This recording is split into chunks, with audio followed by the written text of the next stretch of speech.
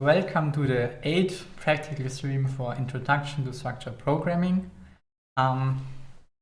Today we'll talk about dynamic memory and help you a bit with debugging. So I think this is also a huge help for A2 and A3. Okay, then let's go right into the content of today.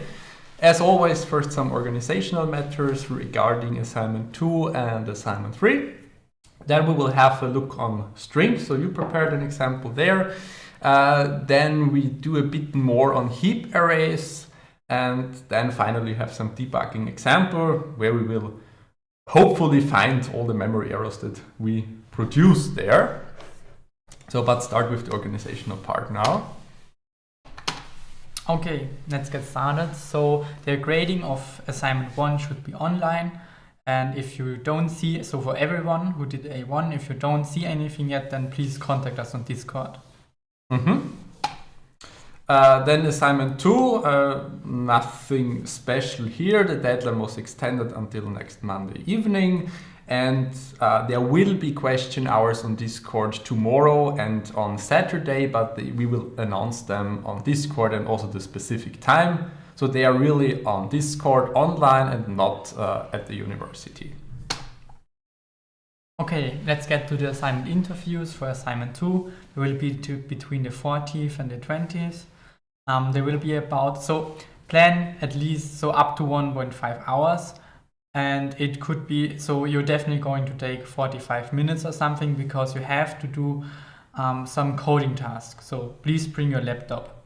But please plan more time because maybe you will need it, and we don't want you failing the assignment interview just because you ran out of time or you had to leave.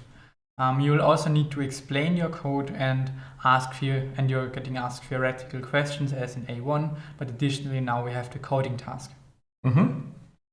And last but not least for the organizational part, assignment 3. The release of assignment 3 is today. And in today's evening, around 6:30, there will be also the video for assignment 3, if YouTube finished the upload by that time. However, as you're still working on assignment 2, we will not hand out the repositories today. We will do that next week after the deadline at some point, and of course this will be announced. And there will also be a question hour in probably January. Everything will be announced later, and the deadline of assignment 3 is also in January, so you have really time over Christmas. Then let's get started with the first assignment. I want to ask just, is somebody here watching the stream? Because there is no message in the chat, so maybe you can also give us a sign whether there is somebody listening to us. Okay. Yeah, okay. Thanks a lot. Okay, perfect. So you want to draw something? Yeah, I want to draw something. So we don't need the slide. So we do it like this, I think. I think okay, you but need to focus we don't. Here again. Let's see. So yeah, yes. Now it's working. Okay, so I want to do an example on strings today and maybe make it a bit more advanced than stuff we did up until now. So what I want to do is, suppose we have a sentence in the form of a string. Let me just draw that quickly. So maybe we just have the sentence A space best, like that. Of course, this is an array of characters, as all strings are. So it looks something like this, where each character is stored in an array.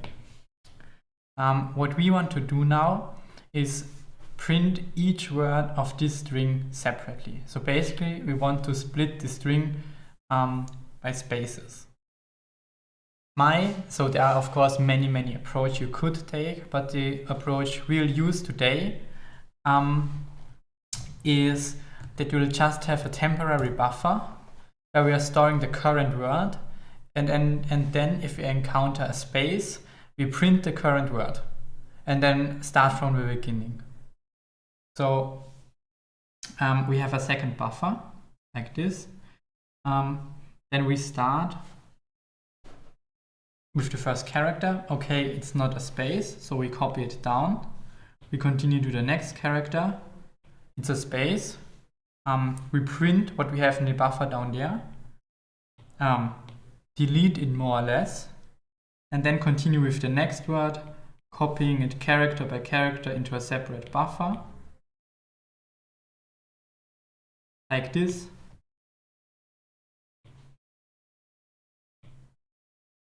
And then when we are at the end, we print the word again. So that we really have one word at a time in a separate buffer, so we can print it in this example. So let's start coding. I already prepared the main. So let's define the maximum length of a sentence. I don't know, let's just say 1000. And then the maximum word size, I know 24 or something. These are just arbitrary. Of course, you could also do this dynamically, but just to really focus on the string stuff and not on memory management, I'll just have static sizes. Then let's allocate a buffer for the sentence. So max sentence length and initialize it with 0, like this. And now we want to read something from the input in this buffer. As we've learned, we should use fgetS if we want to read input. So first we specify, as Visual Studio Code always tells us, first we specify the character pointer, then the number of things we want to read, and then from where we want to read is this file stream here. So we specify the max length, which is the sentence length, and then from where we want to read it, which is std in. I hope everything is clear up until now. Now we want to somehow iterate over these words. Let's first print words like this. So now we know we're printing our words, and then as I drew here, That's right. Yeah. We want a second buffer where we are storing the word we want to print, and we are copying it there, character by character. So we'll create a second buffer, call it word, with the size of the maximum word size, and initialize it with 0. Okay, now we want to iterate over the sentence. Okay. We of course, so there are many different ways now. We could of course call string length and then use a for loop to iterate to the end, like the amount of characters that are in the sentence. But we could also do it like this. So I'll just give this a descriptive name and not I, so it'll be a bit more readable. Sentence. Take the sentence pause, so this is the condition now, and compare it with 0. So what we are doing here, so okay, we have this for loop, we initialize this variable sentence pause to 0, and then each iteration we check, is the current character in sentence not the null character, then we do something, and then of course we increment the position in the sentence. So we loop as long as the string didn't end yet. And if you remember, every string ends with the 0 byte. So as long as there's a string pointed to by sentence, we are fine. Okay, so let's just do some basic logic. Okay, I said we wanted to test if we have a white space. Okay. Get the character at the current position and check if it's a white space. Maybe first check if it's not a white space, because this is the easier thing. Here we just want to save in our temporary buffer at the position where we want to save in the buffer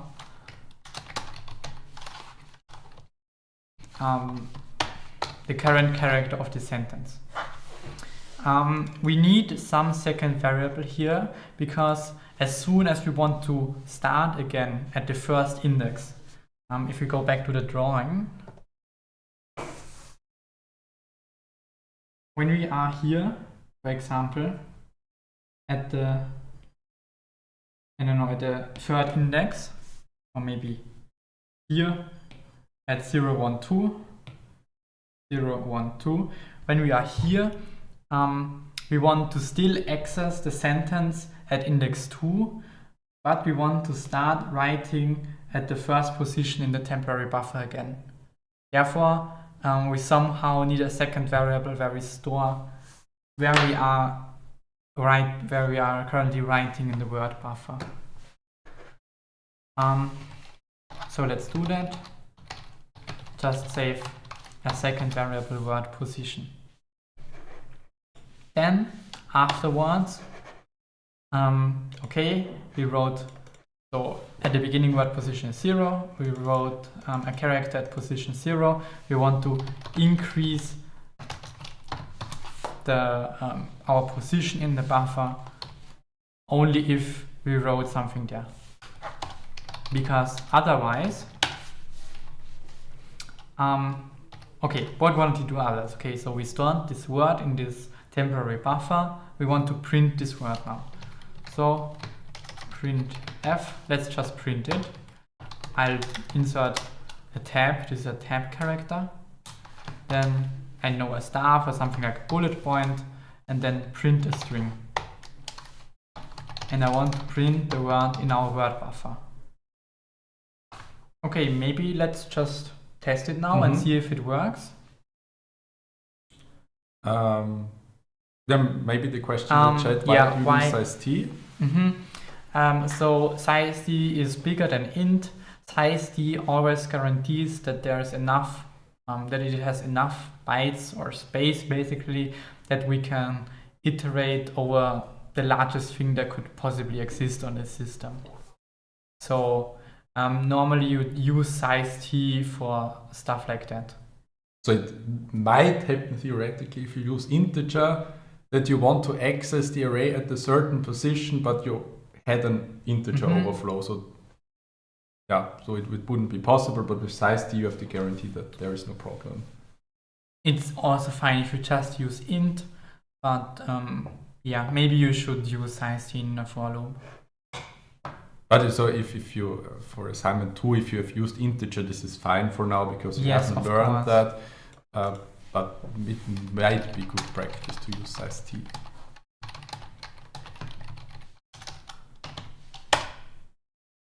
Let's compile it, okay? Then run it. Maybe I'll type a sentence with a few more words. Press enter. Okay, it's not working. That's not what you wanted to do, right? No. Maybe let's look at the drawing again. So apparently something failed. Should we open the code next to the drawing? Yes. Oh no. Wait, I will do that for you. You can concentrate on drawing. Apparently something went wrong when we wanted to print just the current word. We have this buffer here, so this is our sentence, and this is our word, and something went wrong within this buffer because we are printing everything that is in this buffer except white spaces. So do you in the chat have any idea what could be wrong right now with the code how I implement it right now? The word position doesn't get reset. Exactly, that's a very good point. We have this word position variable, and so at the beginning it's 0, so it indicates we are here, then it's 1, then it's 2, then it's 3. Then we want to write the next word, but we don't reset it, so we just keep on writing. And this is why this happens, what we see here, that all the words are just appended. Then, okay, let's do it. Let's set the word position to 0. Compile it again, try it again.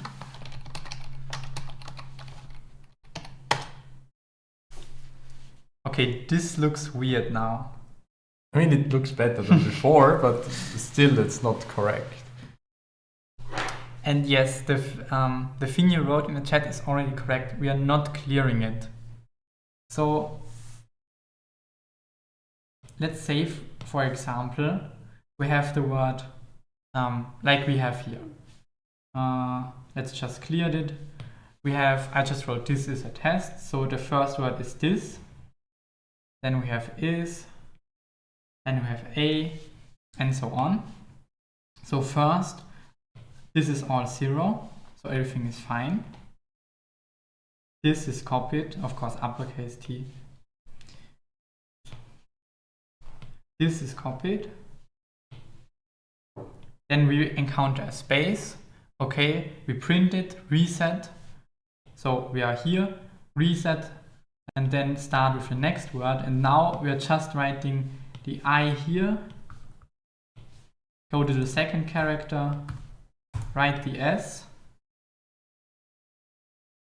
So of course we are here now. Now we encounter the next space and print this buffer. So print the word buffer. And now we have this, in this buffer, what we really want to do is somehow maybe clear the buffer. So one idea would be to just write a for loop here and set all the bytes to 0 in this buffer so it works. I assume you want to do this after the printing, right? Yeah, after the printing. But maybe there's some better idea we could do, because if you remember, a string always ends with a 0 byte, and we could use that so we don't have to clear the complete buffer. So let's say we are back here, we just copied the word this, we start with the I again, and then the S, so like that. And then when we encounter the next space, we could just set the current byte in the word position to 0 before we print the buffer. Because now printf will just print is, so this word, because it will stop at the 0 byte. So can we implement this as well? So let's try it. So this is of course the same as if we would set it to just 0, but I prefer using the character here because we are dealing with characters. Why we need word position and not word position +1 or something? This is because we increment word position after we wrote a character. So we write the S, we are here, and then, oops, so we wrote the S down here and then already increment it with word position ++ here, which means that when we encounter the space, word position already is at the correct place. Let's try it.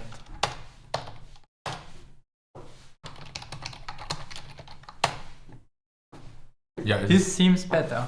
But you okay, in your drawing it's now correct. Yes. But where is the test that you also entered? Let's try and figure that out. So we have this test here, and what we are currently doing is, okay, we are writing and clearing out the buffer again and again. This seems to work, but the last word is not printed. This is because when we look at our code, if we have a space, here we have if it's not a space and then else. So if we have a space, the word in the buffer is printed. This means that if we are here, the A is printed, or if we are here, the is printed.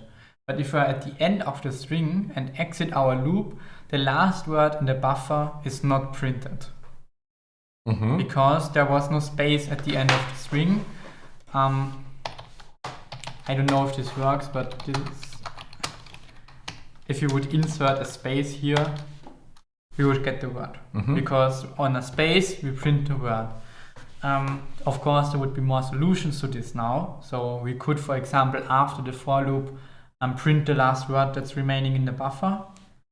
But so I don't have to repeat myself, and we know that the sentence always ends with a dot.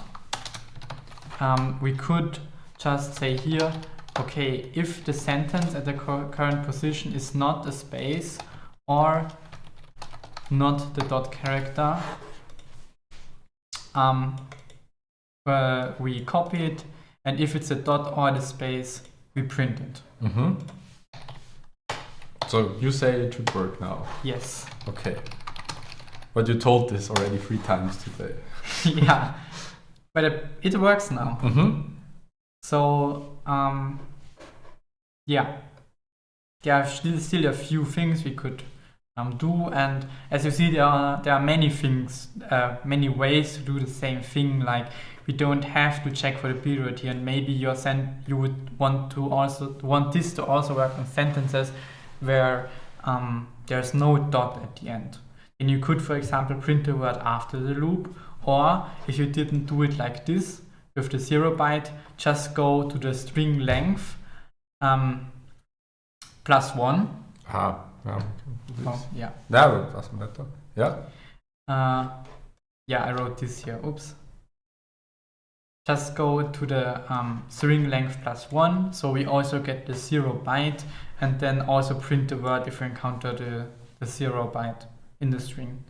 This would all be possibilities for this to work. One more thing I want to show you. You already saw in the lecture the post increment operator and how it works. Therefore, this would be equivalent to this here, because the post increment operator increments word pos, but this expression still results in the old value. So at the beginning, word pos is 0. We're taking the word at word position plus plus, which still is 0 in this moment, but increments the word position basically afterwards. So this is why this is called post increment. So maybe I can show this. This works, it's still the same, but if you write something like this, this wouldn't work, because this would immediately increment the word pos to 1 and then always start at the first index in word. So you can try this now. We get no words because we initialized word to 0, and now the first byte of word is always 0. We could maybe initialize it not to 0 but to something else. Now you would see we always start 1 later. So post increment. We want to still get the old value of word pos but increment it afterwards. And now it works. It doesn't matter what's in the array in before. So there's something written in the chat. So we basically have separated or substituted the spaces with null characters. Yes. You could, for example, if you want to modify the original sentence here, what you could do, if we switch back to the drawing, is, okay, you have this sentence here, and if you're okay with modifying it, you could just replace the spaces in here with the null byte. So here, instead of a space, a null byte, space, a null byte, space, a null byte. Mm-hmm. And now, if we print sentence, we are just getting this. So how would we print is now? We would need to find the second space, so where this is starts, and then print sentence plus 1, 2, 3, 4, 5, 6. So sentence plus 6 would point here. And if we print this now, just the is printed, because the string always stops at the 0 byte. And we could repeat that to print all those things. Mm-hmm. So there are many different ways of doing this same thing we did right now. And this would, and if you're okay with modifying a sentence, this would be a very elegant solution. Mm-hmm. So some more questions in the chat. Mm-hmm. So just the fgets function just reads in from the user input and stores the input in the array sentence.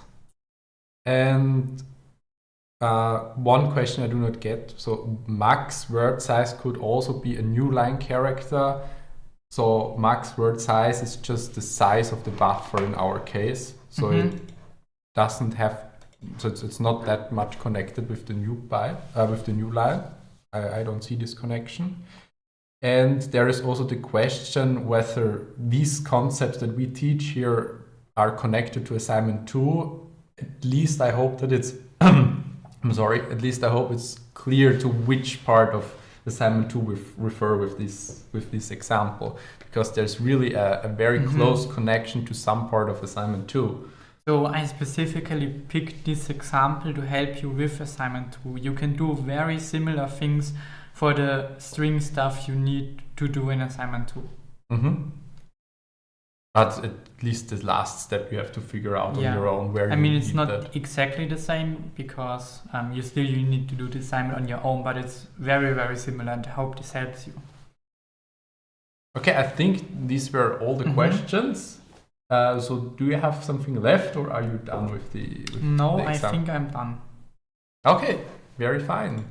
Yeah, I also have, of course, the code in the handout, so you can see it later. Okay, then we continue with the next part, and we have a look on heap arrays. So let's see what we have done last time.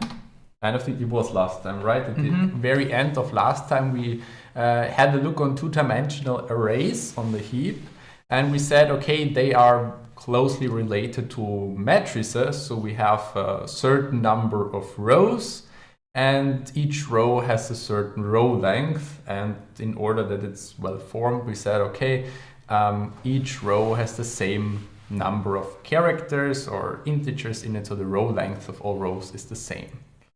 And today I want to connect to this topic, but I want to do it a bit differently. And I want to get away from the concept of a matrix. And let's see what I want to do. So I want to implement like a time scheduler. I'm not entirely sure whether it's the correct word. And the functionality is something like that. So we enter a number of days as an input. Yeah. For example, 5 days. So this will be Monday, Tuesday, Wednesday, Thursday, and Friday. And then for each day, I will input the number of sessions. So for example, on Monday, I have 2 sessions. On Tuesday, I have 4 sessions, and so on and so forth. And then I want to enter for each session the duration of the session. So for example, I could say, okay, on Monday, I worked for 2 hours, and then I worked for 4 hours. On Tuesday, I worked for 1 hour, for 1 hour, for 2 hours. On Wednesday, I worked 2 hours, 3 hours, 2 hours, 3 hours, and so on and so forth. And now we want to represent this thing in a data structure in a C program. And yeah, before we start, I also want to draw a bit. I think I can move on, yeah. So we prepare this here. Yeah, you can switch. So basically, let's say the following. We have the user input where we set the number of days and number of days. Let's say this is 3 because I don't want to draw that much. And additionally, we want to create now a data structure. So it would be nice to have some array with the size of 3, because I need to store 3 days. And then for the first day, so let's say first day, I enter the amount of sessions is, for example, 2. And the durations are, so I worked, I don't know, for 1 hour, and then I worked for 3 hours on that day. So when I want to store this now, I need, for this part here, I need kind of a list. So I need a list consisting of 2 values. So this is the 1 and this is the 3. And where does this list belong? Of course, it belongs to the first day. So let's say this is the first day. Let's say abbreviated with 0, as we all know. And then for this first day, we want to have here this list. Okay, and then there is some second day. We have, for example, 3 sessions. So we need a list of 3. And then the hours are, for example, I don't know, 1, 2, and 1. So we store these values in our list. And then again, we want to be able to access this list from our days array, so that we can go for the second day to the list here. So basically, what we see here, we again have some 2-dimensional data structure, but in this case, we have that the rows, if we want to call them, have a different length. So we have this first array where we store the information of the lists or the rows, but then the specific rows have a different length. So a 2-dimensional array basically does not have to be kind of symmetric and all the rows have to be the same length, but we can modify this and store lists of different size. Okay, and then I think we want to implement this as well. So we go back to the code. And now I have to delete your example, unfortunately. And we also don't need this. And as we do not have that much time, I will kind of skip the first part because that's something you already know. So we just have this input of the number of days. We set it to 0, then we read from the user the number that he enters, and then we just have some printf here. Okay, and now if we think about the drawing, we want to allocate this array here, which is of the size number of days. So we want to do this here, so we call malloc, and okay, wrong keyword layout, with number of days. But now we have to, okay, that was stupid. I need to switch back to the code. So we call malloc here with the number of days. And we have to think about what data type do we have now, because we want to store it in a variable and we also need to specify the size here. So here in the list, the single elements are integers in this case. So we need to store in each element here a pointer to integers. This means the whole structure here is of the data type integer pointer pointer, because we have an array of integer pointers. So we have, this is the data type of the array, and we have an array, so we need one more pointer here. So the data type is then integer pointer pointer, and we'll just call it days. And what is stored in the array? It's integer pointers. So we need to store integer pointers in the array and multiply with size of integer pointer. Of course, now check for null, but we don't do this because we showed this last time, so we can just ignore that. And now we go into a loop and we want to fill the days. So we have 4, I use now integer for the loop, but we could use size t as well.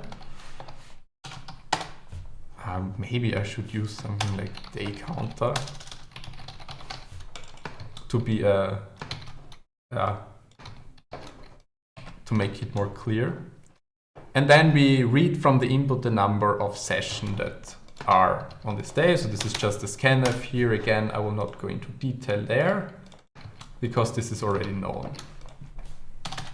So we know now if we are in the first iteration with day counter 0, for the first day we know the number of sessions on that day. And now according to this number, we have to allocate the memory to store the values of the sessions.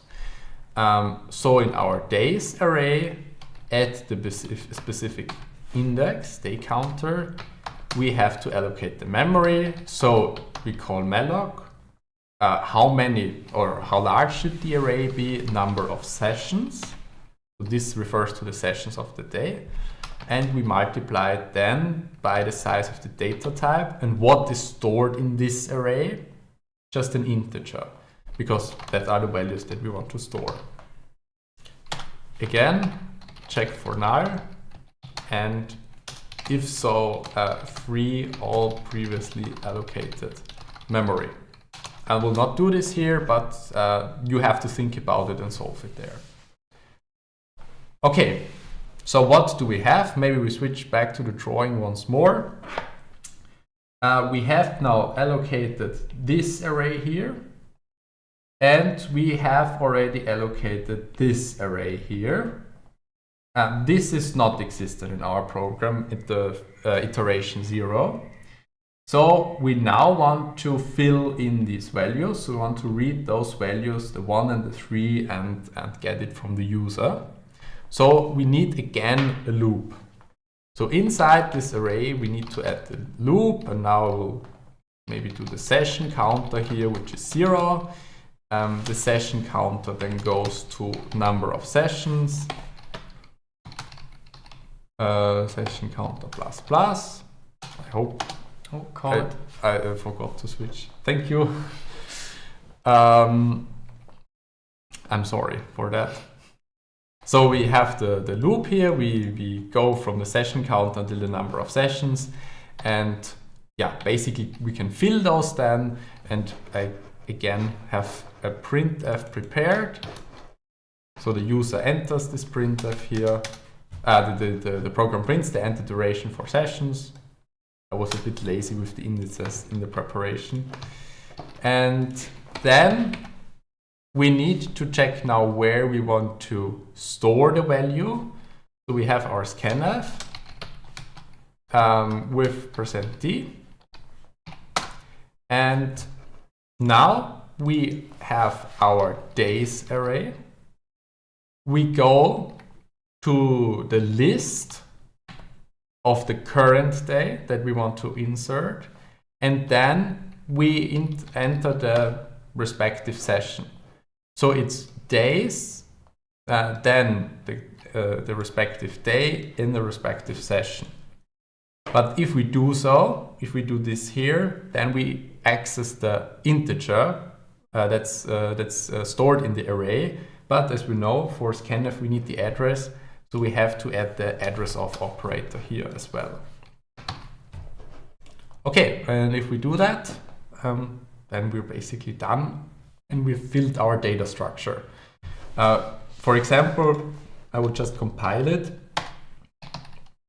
And then we can say we have 2 days.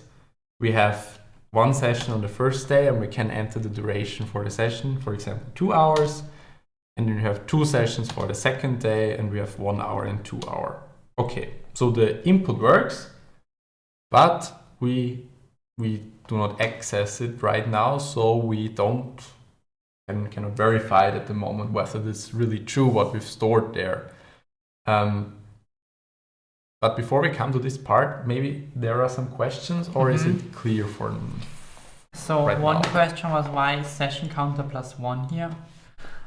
This is just because we have an index here which starts with 0 and we want to present the user session 1 and session 2 and not session 0 and 1. Yeah, just for some, that it's prettier. Yeah, it's looking better. Yeah. Why don't we need brackets around this? I suppose like this. This is also fine. This works. It's just that the operator precedence of the address of operator works in that way that this the index of operator takes precedence. So so first this operator is evaluated, then this operator, and then this operator. So we don't need this here. And why not size t? Yeah, because I used integer there, but of course size t would be probably a better choice. But it doesn't matter, at least for those applications that we have at the moment. Okay, then we want to continue. And I think also last time when we talked about two-dimensional arrays, we printed the array as far as I remember. So we need 2 for loops, and then we can access every element. So we will do this now and I again use integers. I will call it again a day counter. It should be 0, then day counter is less than number of days, and the day counter ++. Okay, very fine. And then so basically I just draw it once more, but I don't forget to switch back. So we iterate through those elements, through the days, and when we are at a certain day, we want to iterate through this array. So back to the code. So we go for integer session counter equals 0, session counter less than number of sessions, right? Session counter ++, and then we just print. I will just do it very briefly. We access the days at day counter and at session counter. Okay, that's it, right? But why does it not know the number of sessions? What's the number of sessions? Yeah, I mean, if you think about the drawing, that's clear, because here it's 2, because we have 2 sessions, and the next day we have 3 sessions. So this is clear, right? But why does it not work? Has somebody a guess here? What is the problem? Or was I too fast?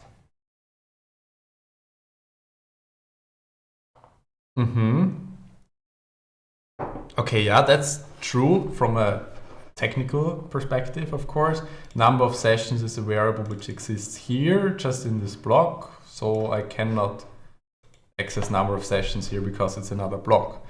What else can I do? What should I write here that I get the number of sessions? Has somebody a guess there? What can I do? I really need that, otherwise I don't know how many sessions I need to print.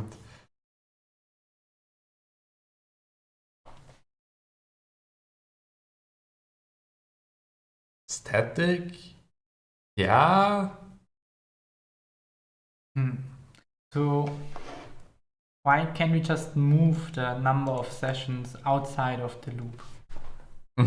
So if we would move the number of sessions outside of the loop, then we would store in this loop always the number of sessions in the variable, and then in the last iteration we would write again some value, but we do not store the previous values, the previous lengths. So we would only store the last length. So if you look at your drawing, Yeah. we only store the last length, but we have different lengths for each day. So basically, we just can't store the number of sessions in just one variable. Because we will need to store 2 here and 3 here, right? Yeah. Okay, then there's also some suggestion here: size of days of day counter divided by size of integer. Will probably not work because it's not stored in the size of how large the array is. Yeah, and there are 2 solutions now, because now I think it was enough time for you to think. There are 2 solutions that we can do. Maybe I draw them, maybe that's a bit easier. One solution is that one that you really know very good, because that's how a string knows its length.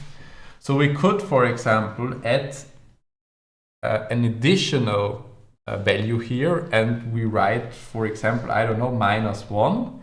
And then we can iterate through the list. So we can integrate the 1 and the 3, and then we have the -1 and say, oh, if we reach -1, then we are done and the array is over. And that's analogous to the null byte of a string. If we want to do something different now, there is just the option to store the length. So it's not enough that we store here just the pointer to the array, but we also need to store here the size of the array or the length of the array. And then if we would know that size, then we could easily iterate through the array because we know its length. And since we do not have that much time, I will just give you a hint now, and I would really encourage you that you go over the example again at home and do this enhancement as a homework until next time, because then we will show the solution. And the solution is now, so that the first hint for the solution is that we use a struct here. So a struct, I'll write it this way here. We call it now day. And in this struct, I need first an integer pointer. I'm very sorry, I again forgot to switch back. So we declare a struct, and in the struct we need an integer pointer because for each day we want to point to this list of integers. So maybe we call this just the array. And then we additionally want to store the size. So size t, or I will just do an integer with the length. So if we would use this struct now and store for each day not just the pointer to the list, but we would also store the length of it, then we would be able to iterate through the respective lists and know their size. So the little homework would be now try to implement this struct now in the code that I have. So basically we don't want to have a list of days here in the sense that we have integer pointers, but we really want to have the structs here. And then we have to modify here, of course, where we allocate the memory, where we store the elements, but we also need to store this length here. And once we've done that, we can iterate here. So this is the homework. Just have a look on it. The structs are not needed for assignment 2, but basically this data structure that we have discussed here with these 2 dimensions and the list might be used for assignment 2. But I think in assignment 2 they won't have different lengths, so you just need to store the length once. And if we had the same amount of sessions every day, we could have just wrote the number of sessions once outside here and have it in both. Exactly. Okay, that was it for my example. I'm very sorry that I forgot to switch to the code sometimes, but we have more stuff prepared for today. So, I just prepared some example to show you how to debug memory errors. I'll write it really quick now, but please know I will make some errors right now that I want to fix later. So don't copy the code I write right now because it contains errors. Because I'll do them now, so we can fix them, and I can show you a bit more how to work with Valgrind. We start by creating an array of numbers. Like this. I still need the number count. Okay, we have an array of numbers. Then we just want to fill this array and then multiply all of these numbers in this array. So pretty simple. Okay, let's fill it. We iterate to number count and read some number, and then again we don't need parentheses here because this works with the way these operators behave. So this is actually true and not a mistake now. Yeah, this is actually true. We don't need parentheses here. But maybe I already did a mistake. And now, okay, we want to multiply all the numbers together. And let's say we want to print something if the list contains a 0 and then don't multiply them because this would just result in 0. So there would be no point. So I'll just write a function contains 0, pass the array. Then let's just print something. Yeah, and free our numbers array because we don't need it anymore. It doesn't make sense. And if it doesn't contain 0, we'll multiply them here. Now let's just quickly write the contains 0 function. So also straightforward. Just so I also using integers now because it doesn't matter. And this is also not a mistake. It's also not a mistake. So we just check, okay, iterate over the whole array. If there is a 0, return 1. So I want to return something Boolean here. So maybe just use a character. And if we get through the whole loop without finding a 0, so there's no 0 in it, we return false. So we return true, we return false.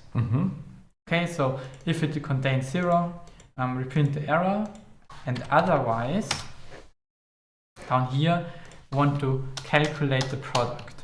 So the product of all numbers, iterate over those.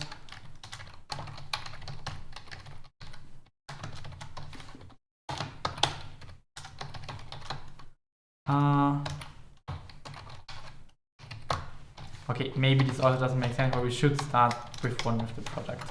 Yes, because otherwise we could always 0, yeah? And then just print it. And then at the end of our main, let's just free our numbers again. Okay, I think this code looks good. There are no errors in it. Let's run it. 1, 2, 3, 4, 5, 6, 7, 8, 9. Oh, okay. So we don't get our product and somehow we get a double free. So that was a bit too fast for me now. So let's go back. What is the input? The input is just some numbers, right? Without the 0. So you just entered 1, 2, 3, 4, 5 and so on. Okay. So this is it doesn't work. And somehow we have a double free, but we are only freeing if it contains 0, and I didn't even enter a 0. So this is very weird. So maybe let's just try Valgrind to find it. We do, is it like a leak? Minus check equals fire. So Fire. like Full. this. Okay. Let's just run. I enter the same. Okay, Okay. it already has an invalid write. 9. And then maybe 10. 11. Okay. Okay. We entered 11 numbers this time, so something completely different had happened. Let's just start at the beginning. We have an invalid write of size 4 after we enter the when we enter the number 3. So the third input produced this invalid write. And it's apparently in. Oh, okay. We have two things here. Invalid write here at main 23, and yeah, okay. And we see it's 8 bytes inside a block of size 10 allocated here. So we also get the info. We allocate something at line 20. Okay, this is our malloc, this is true. And we have an invalid write on line 23. And I think I already see the problem in the chat. Yeah, it's already written there. Okay, malloc just takes byte, and we allocate 10 bytes. So, and the integer is 4 bytes. So we have 4 bytes here. We write 8 bytes here, and then 12 here, which is already bigger than our 10 bytes, and we are getting this invalid write.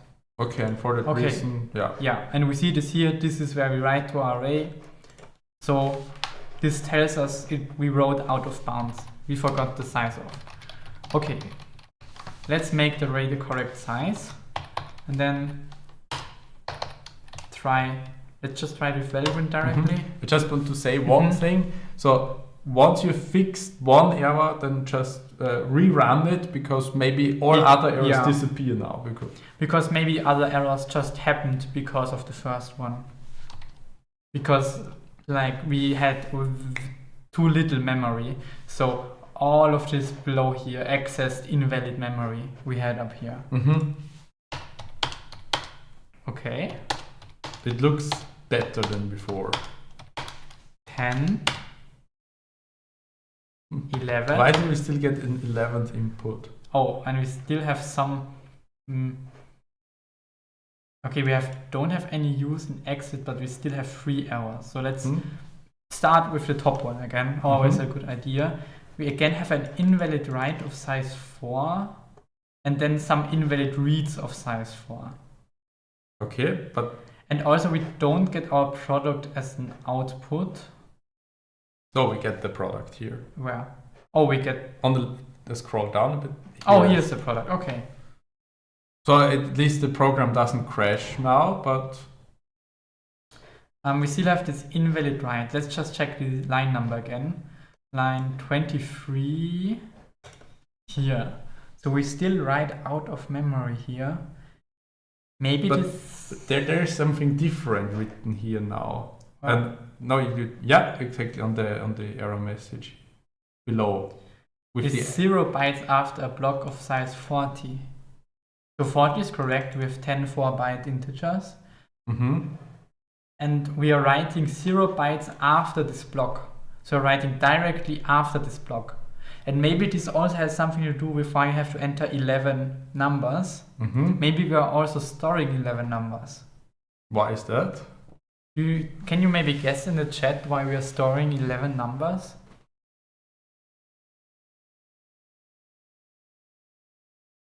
Yeah, exactly.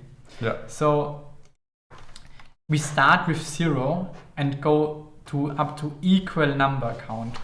So it should be like this. Because if we count 0 and go up to number count, inclusive number count, we have 11. We have 11 loop iterations. So yeah, I think I did this wrong everywhere. So let's just fix it. Yeah, But if you would do it like wrong in another case, this would also be visible with valid. So we have invalid read on line 25. So in the main and line 10 in the contains 0. So here we have an invalid read because I did it wrong here. And also we have here this invalid read on line 35. So we are also reading here stuff from invalid memory. Because I iterated one too much. Then maybe let's try it again. 2, 3, 4, 5, 6, 7, 8, 9, 10. Again, just 10 inputs now, so this this works. We get the product. We have no errors, 0 allocation, and 3 frees. Okay, so we're done. Thank you. Is the program correct? I mean, it worked, right? Yeah. We just executed with some input, it worked, so it must be right. And Valgrind also told us everything. Yeah, even Valgrind told so maybe you can show the code again. Maybe you can answer in the chat. Do you think we fixed every mistake now? Yeah, but it did work. So yeah. It needs to also Valgrind things. Yeah. Worked. So everything is checked and fine.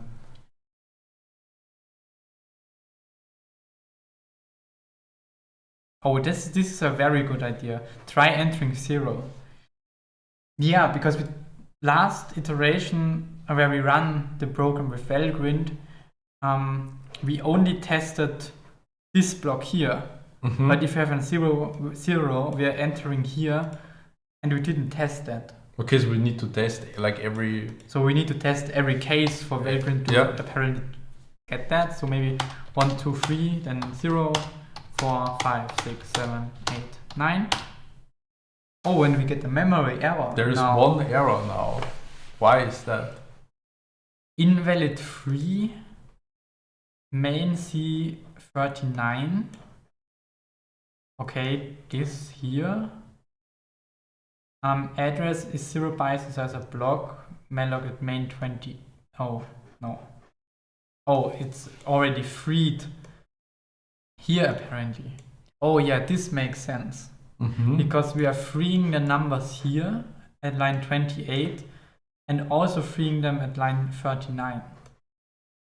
So Valgrind really tells us what the error is here. We are freeing the same array twice, and it also tells us in which line. So this is easy to fix now. We could either just remove the free here.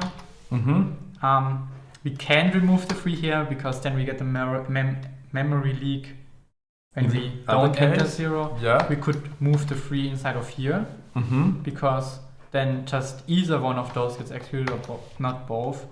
Or we just could return some different some different stuff. Some error message there. So maybe let's try it again. Run it with Valgrind.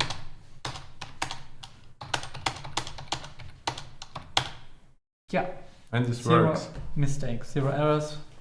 And we freed everything. So this looks fine now. This looks fine. And now we really tested all branches.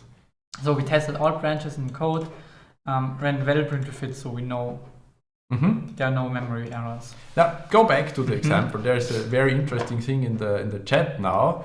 So instead of returning 1, we set numbers to the null pointer.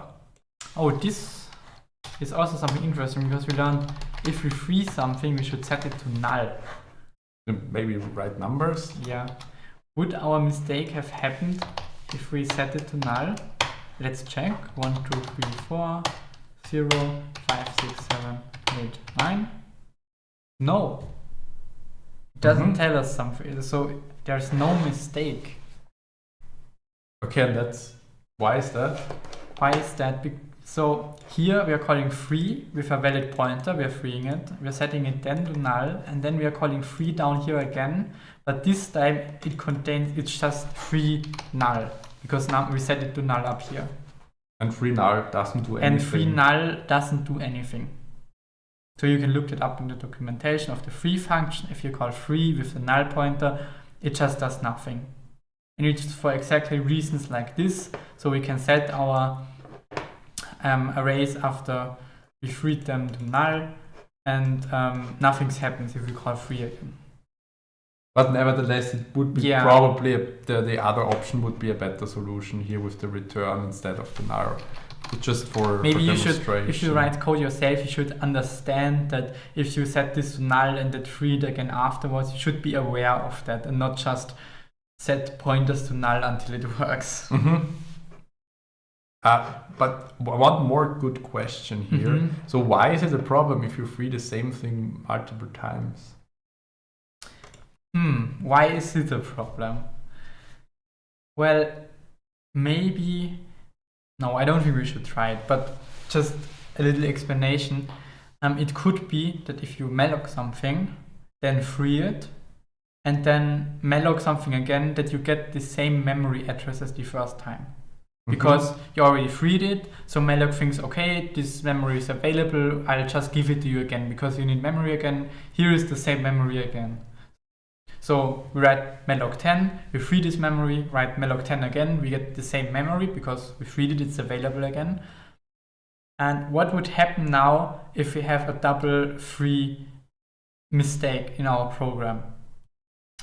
So we would free the memory that we allocated, but actually it would be valid again, right? Isn't yes. it?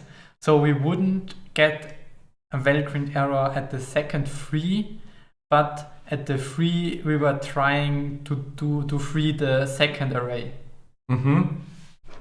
Okay, that was a bit... Yeah, so maybe just up here, if we have the in pointer,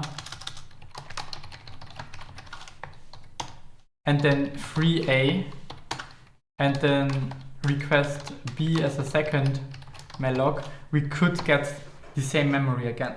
Because really, this is completely okay. And now if we free A and then free B, free A actually frees this memory. So this doesn't have to be the case, but this could be the case. And then free B would then get you the double free error, which, So you could free memory.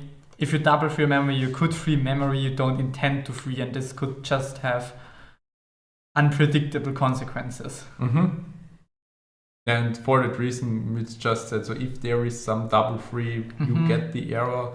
I mean, in some situations you might not get the error, as we've seen here, but you shouldn't free something more than once.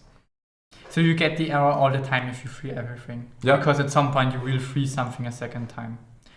You have the example here and also have an overview of common errors. So don't forget the size of type, because you will allocate way too little memory. Remember that arrays are 0 indexed and you start at 0 and need to go to length -1. And also keep track of your frees. Don't double free the same thing, and don't use something after you already freed it, because there could be something else there.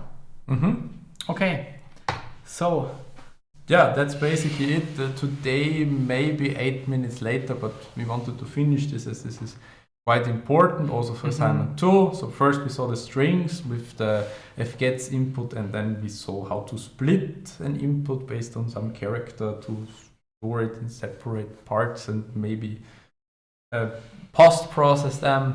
Then we also had a look on the heap arrays, where we treated them as a list of lists instead of a matrix.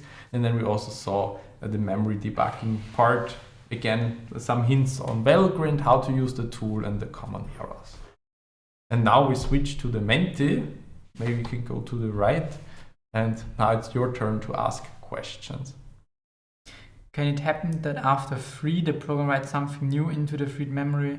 If you now free, the data doesn't exist anymore. Yes, exactly. I think this is exactly what I meant. So if you call free, the memory is available for your program to use again.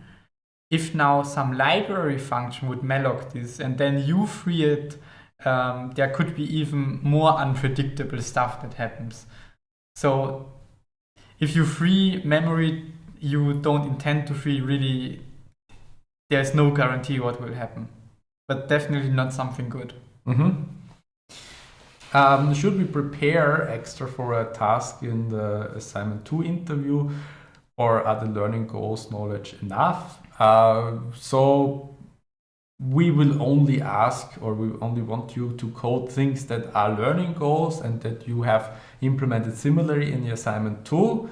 So I would say no, this is not necessary. However, if you feel when you code assignment 2 and you really need very long time, maybe it's a good idea to practice a bit coding some short exercises that you don't need 3 hours for a rather simple task because it need to fit in some time frame. Yeah, you can't take forever at the assignment interview. We'll give you enough time, but not forever. Ja. Wie kann man einen String an die Main zurückgeben? Das funktioniert nur, wenn der String gemallockt wurde oder wenn es eine String literal Konstante ist.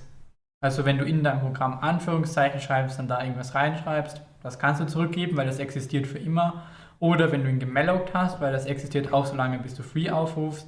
Aber wenn du jetzt einen Buffer am Stack hast, wenn du sagst einfach, char, Buffer, 10 ist gleich irgendwas, schreibst da Daten rein, den kannst du nicht zurückgeben, weil der liegt am Stack, der ist weg, wenn du ihn an die Main zurückgibst. Ja. Und der Datentyp ist Character Pointer, wenn du ihn zurückgeben darfst. Genau, der Datentyp ist Character Pointer. Also für beides, also für String Literals und für mallockte Strings, die du danach in der Main aber oder in einer anderen Funktion freeen musst. Please show how we can return a string. Yeah, we said this. I just repeat it in English now. So you can return strings if they are mallocked, so if they lay on the heap, or if they are static, that means you declare them with the quotes, so like this. And the return value is just this character pointer.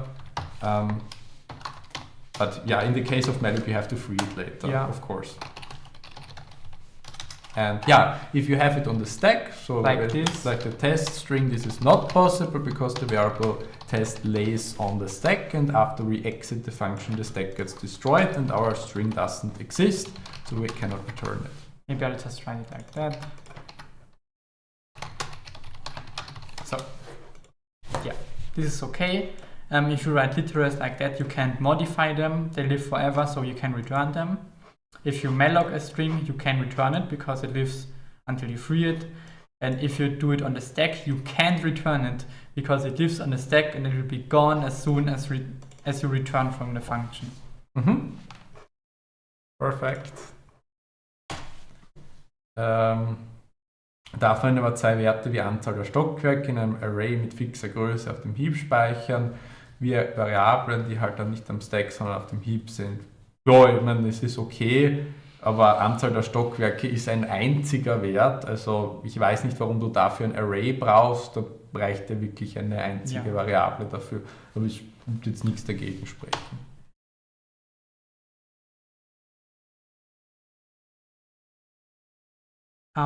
Nein, ich meine, das könnte eine gute Taktik sein, wenn du es so angehen willst, dass du nur Mallocs in der Main machst und dann auch in der Main freeze, hast du deine Mallocs und deine Freeze an einem Ort und da kann nichts schief gehen. Solange du dann nicht zu viel zusätzliche Logik in der Main hast und andere Funktionen aufrufst, würde ich sagen, das ist okay. Ja. How much is assignment 3? You will see that. We will not answer this today. Can you use the structs for input too many integers for destination flows of people in some floor? You can use structs to store stuff, as we will show you next time. But I'm not quite sure what you mean by this.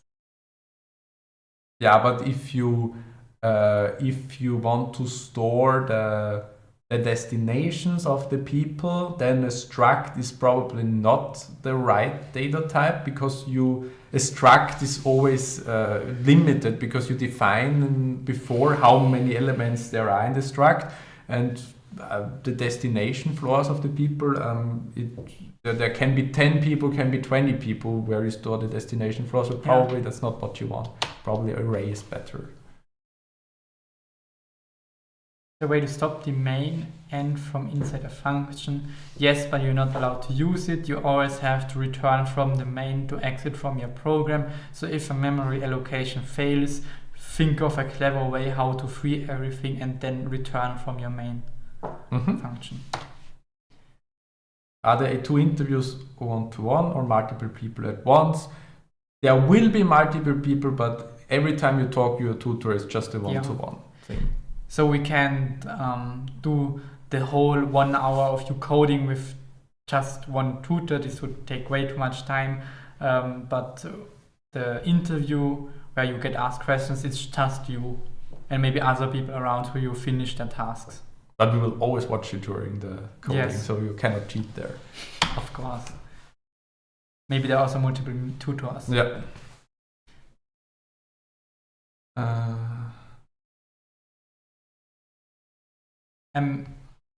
You don't have to store everything in A2 on the heap. It's just like the destination floors and all those arrays, but nothing like yes or no state. Yes.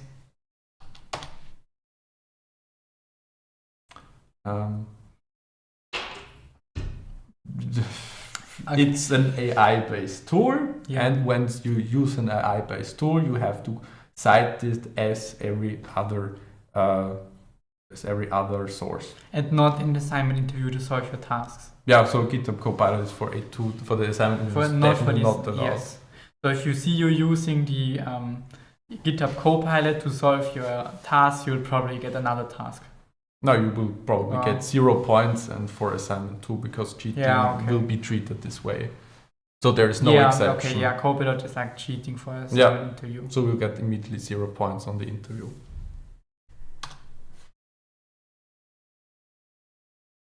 What's the difference between return 1 and return 0? It's just a program can have exit codes, like a function can have multiple exit codes. A program can have this too, and so usually the convention is that 0 means everything was fine, and something which is non-zero means there was some error. Is Googling cheating during the assignment interview? It depends on what you Google. Maybe just ask your tutor. If you want to Google like something like the ASCII table or stuff like that, that should be fine, but please ask your tutor before you just Google something. Because Googling the task is definitely cheating. Yeah. Yeah. But you can. For everything in the middle, just ask your tutor. Yeah. So having a look on our slides is of course always fine, but it's not fine if you Google for ChatGPT, for example. Yeah. No, if there are 0 test cases, then you will not get any points. So there at least has to be some functionality to get some points.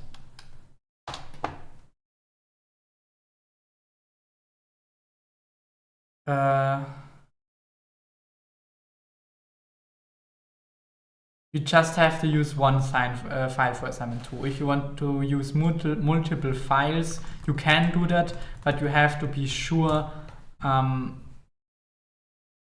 You have to be sure that you know how to use them. We won't explain this in this course. We will explain it in the next semester in Object-Oriented Programming 1.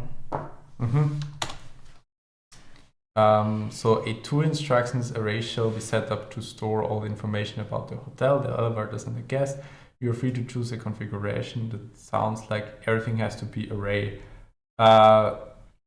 In this case, of course, some values are not meant to be arrays. For example, the number of floors and the number of elevators are just integers.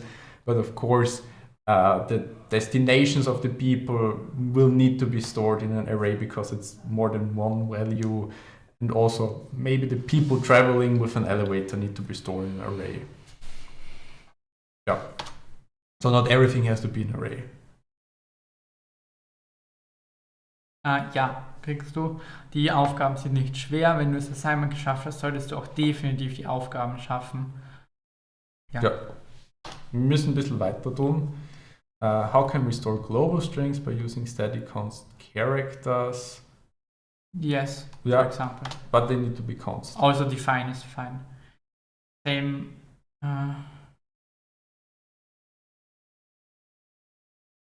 So the mentor will not grade you.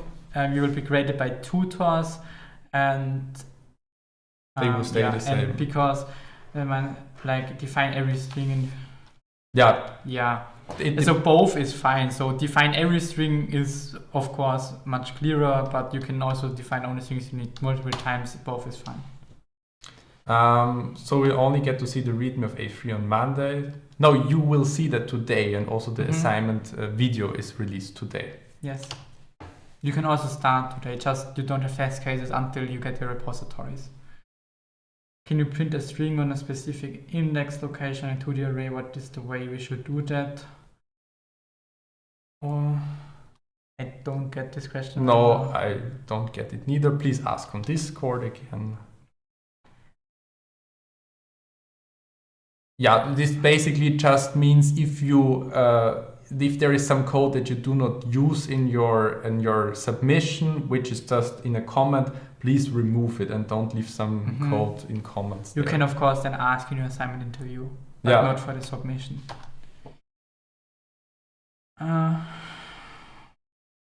Yes, but it's a discussion that we will not do today and not if the lecture starts in the next 10 minutes. Okay, and that's basically it for today. And yeah, there are only 10 minutes left until the lecture starts, so we need to hurry. Yeah. So have fun with the lecture. All the best for the last days of assignment 2. And have fun with assignment 3. Yeah. Bye. Bye.